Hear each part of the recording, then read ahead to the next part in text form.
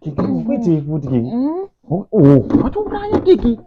Hayi uite baba. Ndakakutaurira kiki, firija ine zvekudaro 2 days. 2 days firija ine 2 days. Mana firija ngori 2 days isati tombotenga nerukuvhuti dero usati watowa izvezvi. Urudei ndakatenga nemari firija yangu iyi. Zvonezi kumba kwenyu kune firija kwerera uko. Kumba kwenyu kune firija. Watouraya izvo achitodzokeresere zvandisingadi. Ndakatenga nemari firiji. Vamwe varume vari kutoshandisa mari dzavo zvimwe zvinhu vasingatengi mafiriji. Nditowana kutombowana murume anokutengera firiji kuita zvokudaiwo.